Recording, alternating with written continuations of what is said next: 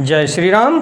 आइए चलते हैं आपको फिर पुनः भोलेनाथ के श्री शिव महापुराण की कथा में, जो कि पुराणों में सबसे उत्तम पुराण माना गया है, जो महर्षि वेद व्यास द्वारा प्रणीत भोलेनाथ का श्री शिव महापुराण है। तो देखा जाए तो श्री शिव महापुराण की कथा जहाँ होती है या जिस घर में भोलेनाथ के श्री शिव महापुराण की अगर 1 मिनट 2 मिनट या जितना यथोचित हो सके अगर कथा हो रही है, तो उस घर में कभी भी किसी भी प्रकार का संकट या व्याध नहीं उत्पन्न होगा। ये भोलेनाथ के श्री शिव महापुराण की विशेषता है। तो आइए चलते हैं हम आपको लेके भोलेनाथ के श्री शिव महापुराण की कथा में। प्रथम खंड पूर्वार्ध। त्वमेव माता च पिता त्वमेव बंधुश्च सखा त्वमेव विद्या द्रविणम त्वमेव सर्वम मम देव देव। ओम नमः शिवाय, ओम नमः शिवाय, ओम नमः शिवाय, ओम नमः शिवाय। पंचाक्षर मंत्र का जप करते हुए हम आपको ले चलते हैं भोलेनाथ के श्री शिव महापुराण की कथा यानी विद्येश्वर संहिता में। उसके पश्चात विघ्नों को हरने वाले भगवान गणेश और विद्या की प्रदायिनी माँ सरस्वती के चरणों में शीश नवाते हुए विनम्र निवेदन करूंगा कि हमारे देश संसार में जहाँ भी भोलेनाथ के श्री शिव महापुराण की कथा हो रही हो, या प्रभु श्री राम के रामचरितमानस की कथा हो रही हो, या देखा जाए तो श्रीमद् भागवत गीता की कथा हो रही हो, तो उसे संपन्न करने में अपना पूर्ण योगदान दें। उसके साथ साथ हमारे ऊपर भी अपनी कृपा बनाए रखें कि भोलेनाथ के श्री शिव महापुराण की कथा को जो भी भक्त प्रेमी हैं उनके तक पहुंचाने का पूर्ण प्रयास करूं और अपने जीवन को मोक्ष बनाने का प्रयास करें। भोलेनाथ के श्री शिव महापुराण की कथा सुनने और पढ़ने मात्र से ही तो हम आपको ले चलते हैं 10 अध्याय यानी 17वें अध्याय में, जिसमें मिलेगा आपको षड लिंग स्वरूप प्रणव का महात्म्य, उसके सूक्ष्म रूप ओंकार और स्थूल रूप पंचाक्षर मंत्र का विवेचन, उसके जप की विधि एवं महिमा, कार्य ब्रह्म के लोकों से लेकर कारण रुद्र के लोकों तक का विवेचन करके कालातीत पंचावर्ण विशिष्ट शिवलोक के अनिवार्चनीय वैभव का निरूपण तथा शिव भक्तों के सत्कार की महत्ता। तो आइए चलते हैं हम आपको लेके, जिसका संस्कृत और उसका उच्चारण मैं आपको हिंदी में सुनाऊंगा।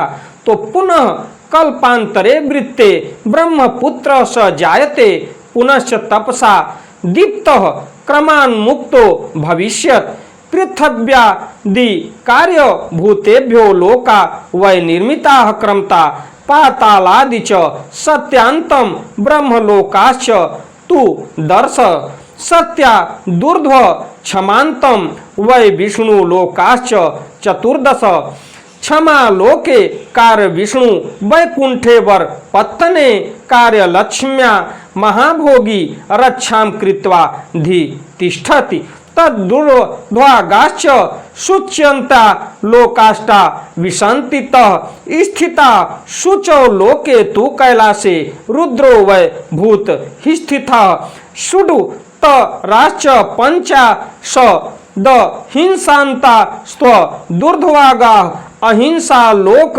मास्थाय ज्ञान कैलास सके पुरे कार्येश्वर स्थिरो भावम सर्वांत कृत्वाधि तिष्ठति तदन्ते कालचक्रम ही कालातीतस्ततः परम शिवेनाधिष्ठित तस्त्र कालश्चक्रेश स्वाहैक्या महिषम धर्म मास्थाया सर्वला कालेन युञ्जति असत्यश्चा शुचिश्चैव हिंसा चैवाथ निर्घृणा असत्यादि चतुष्पादः सर्वासः काम रूप घृक नास्तिक्य लक्ष्मी दूर संगो वेदवाह ध्वनि सदा क्रोध संगः कृष्णवाणो महामही वेशवान तवान महेश्वर प्रोक्त स्थितरो धास्त्वा वेद वेव ही तदर्वाक्य भोगो ही तदुर्भ ज्ञान भोगकम, तदर्वाक्य माया ही ज्ञान माया तदुर्ध्वकम, मां लक्ष्मी कर्म भोगो वै याति मायेति कथ्यते, मां लक्ष्मीर्ज्ञान भोगो वै याति मायेति कथ्यते। देखा जाए तो सायुज्य प्राप्त करके वह उस ब्राह्मण का प्रलय होने तक उस लोक में यथेष्ट भोग भोगता है। फिर दूसरे कल्प का आरंभ होने पर वह ब्रह्मा जी का पुत्र होता है। उस समय फिर तपस्या करके दिव्य तेज से प्रकाशित होकर वह क्रमशः मुक्त हो जाता है।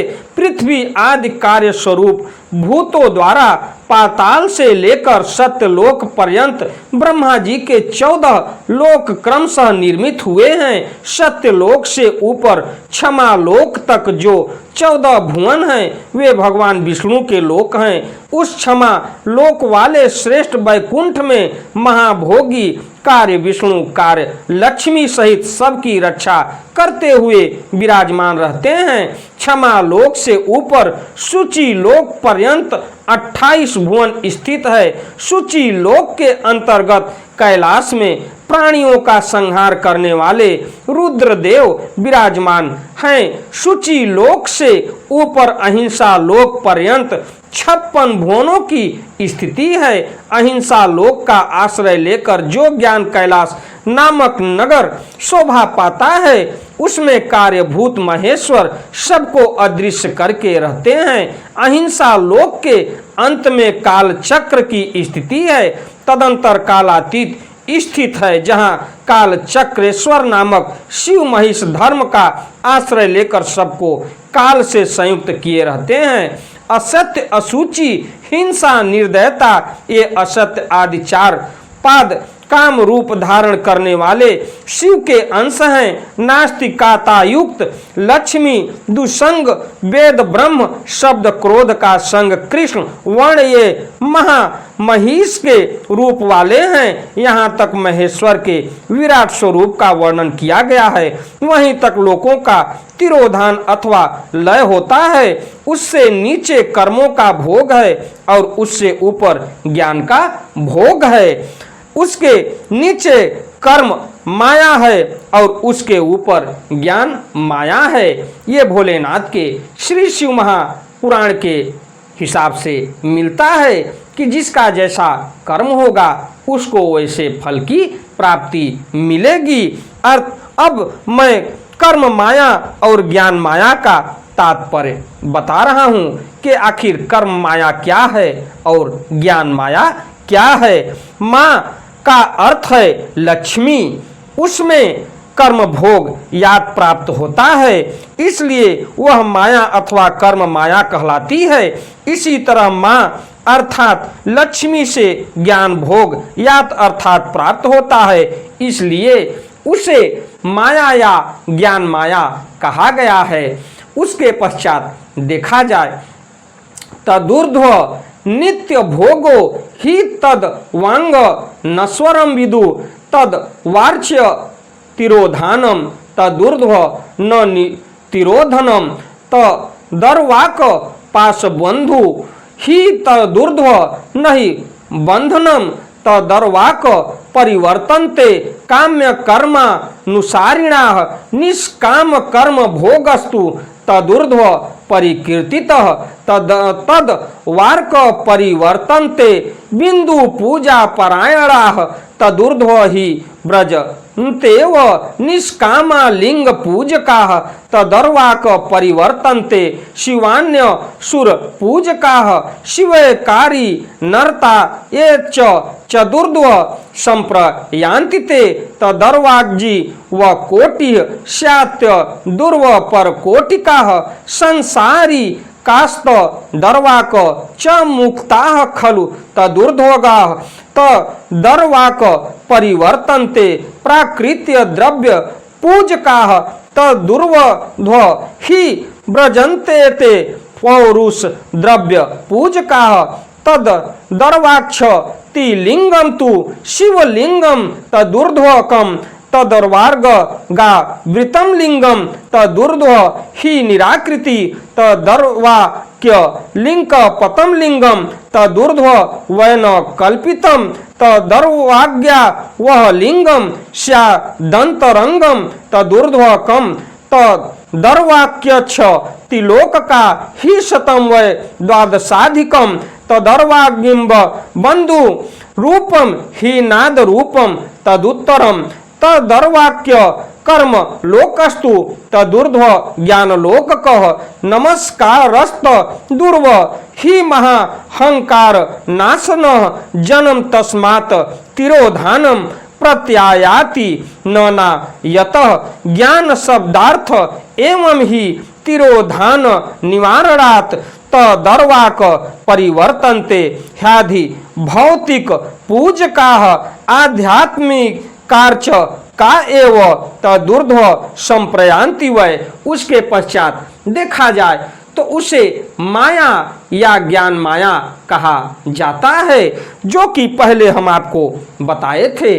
उपयुक्त सीमा से नीचे नश्वर भोग है और ऊपर नित्य भोग है। उससे नीचे ही तिरोधान अथवा लय है, ऊपर तिरोधान नहीं है। वहां से नीचे ही कर्ममय पाशों द्वारा बंधन होता है, ऊपर बंधन का सदा अभाव है। उससे नीचे ही जीव सकाम कर्मों का अनुसरण करते हुए विभिन्न लोकों और योनियों में चक्कर काटते हैं, जिससे ऊपर के लोकों में निष्काम कर्म का ही भोग बताया गया है। बिंदु पूजा में तत्पर रहने वाले उपासक वहां से नीचे के लोकों में ही घूमते हैं। उसके ऊपर तो निष्काम भाव से शिवलिंग की पूजा करने वाले उपासक ही जाते हैं, यानी जो भोलेनाथ के शिवलिंग की पूजा करते हैं वही वहां तक पहुंच पाते हैं।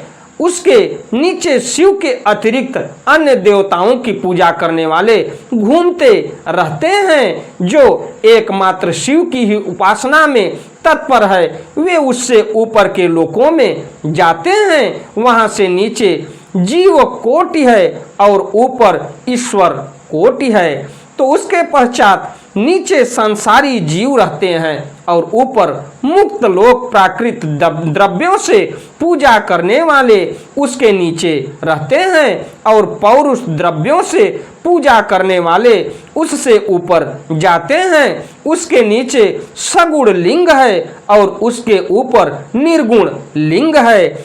उसके पश्चात देखा जाए तो नीचे कल्पित लिंग है और उसके ऊपर कल्पित नहीं है। उसके नीचे आधि भौतिक लिंग है और उसके ऊपर आध्यात्मिक लिंग है। उसके नीचे 112 शक्ति लोक है। उसके नीचे बिंदु रूप और उसके ऊपर नाद रूप है। उसके नीचे कर्म लोक है और उसके ऊपर ज्ञान लोक है।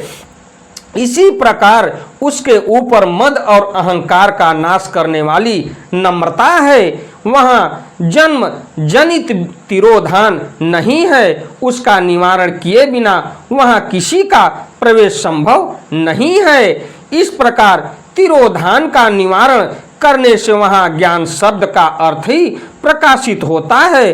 अधिक भौतिक पूजा करने वाले लोग उससे नीचे के लोक में ही चक्कर काटते हैं। जो आध्यात्मिक उपासना करने वाले हैं वे ही उससे ऊपर को जाते हैं। ये भोलेनाथ के श्री शिव महापुराण में मिलता है। तो उसके पश्चात देखा जाए तावैधय वेदि भागम तन महालोकात्म लिंग के प्रकृत्याघष्ट बंधोपि विद्यते संप्रतिष्ठित एवं एतादृशं ज्ञेयं सर्वलौकिक वैदिकम अधर्म महिषारूढ़ं कालचक्रं तरन्ति ते सत्यादि धर्म युक्ता ते शिव पूजाप राश्च ए तदूर्ध्व वृषभो धर्मो ब्रह्मचर्य स्वरूप घृक सत्यादीपादयुक्तस्तु शिवलोकाग्रतः स्थितः क्षमा श्रृंग सम श्रोत्रो वेद ध्वनि विभूषित आस्तिक्य चक्षुर्निर्षाय स गुरु बुद्धिमाना वृषः क्रियादि वृषभाग्याः कारणा दिशु सर्वदा तम क्रिया वृषभं धर्म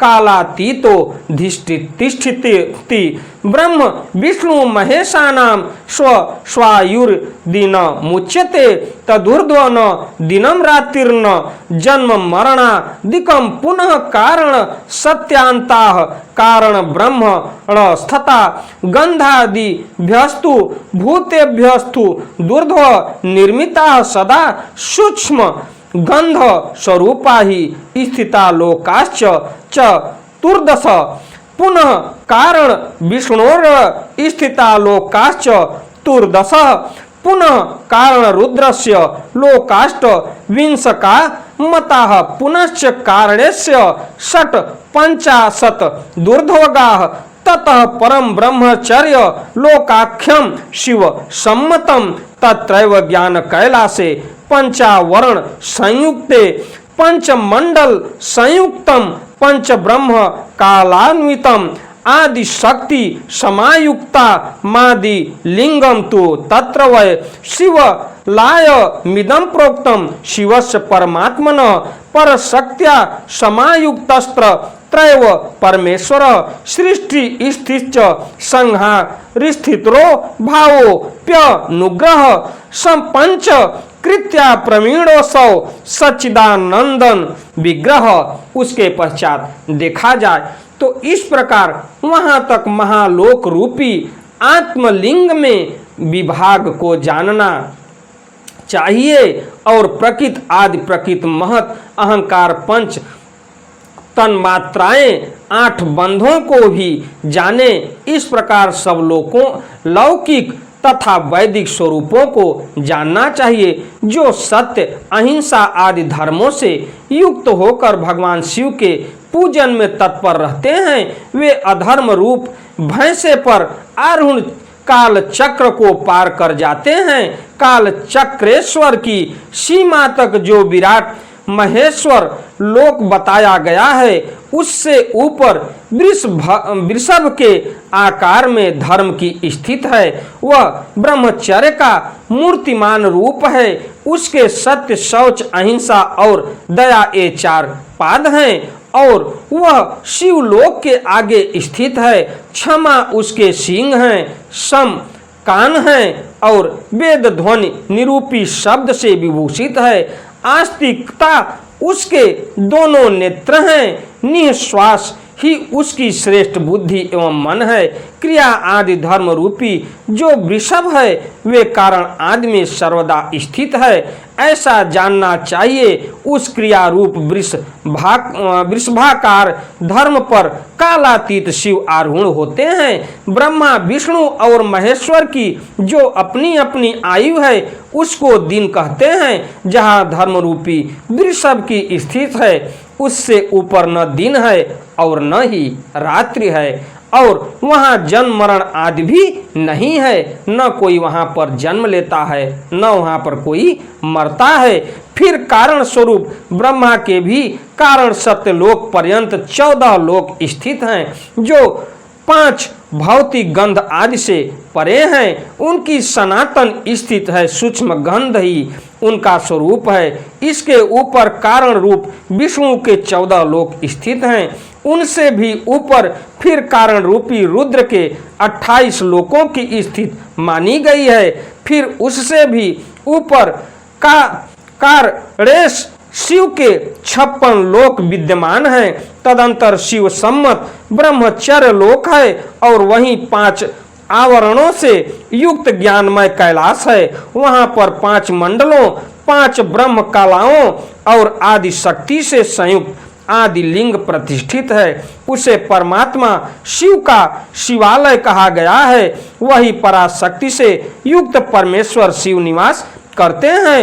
वे सृष्टि पालन संहार तिरोभाव और अनुग्रह इन 5 कृत्यों में प्रवीण है। उनका श्री विग्रह सच्चिदानंद स्वरूप है। इसी के साथ मैं अपनी वाणी को विराम देते हुए अगली कथा को लेके मैं आपसे फिर मिलता हूँ। अगर हमारी वीडियो या हमारी कथा आपको अच्छी लगे तो वीडियो को लाइक करिए, शेयर करिए, चैनल को सब्सक्राइब करिए। इसी तरीके के धार्मिक कथाओं को लेके मैं आपसे मिलता रहूँगा और जहाँ तक हो सके बेल आइकन दबाना न भूलिए, जिससे हमारी महत्वपूर्ण वीडियो और महत्वपूर्ण जानकारी आपको तत्काल मिले और आप उसको जानें। तो प्रभु श्री राम और भोलेनाथ की कृपा आप पर बनी रहे।